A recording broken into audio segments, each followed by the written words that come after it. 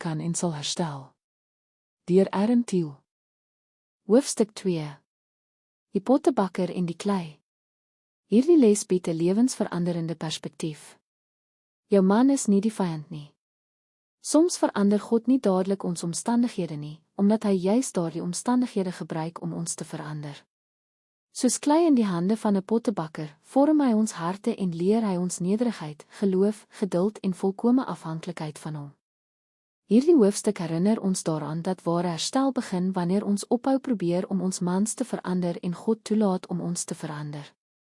In plaas daarvan om op sy foute te fokus, word ons uitgedaag om ons eie harte te ondersoek.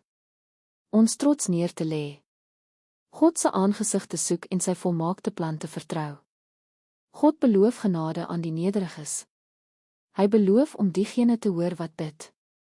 Hy beloof om alle dinge ten goeie te laat meewerk vir die wat hom liefhet. As jou huwelik in 'n krisis is, moenie hoop verloor nie. Elke traan maak saak vir God. Hy sien jou pyn, hy hoor jou gebede en hy is aan die werk, selfs wanneer jy dit nog nie kan sien nie.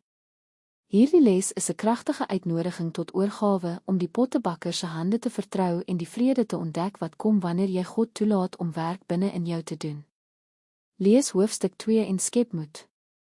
Jou grootste oorwinning begin dalk net by die verandering wat God in jou hart wil doen.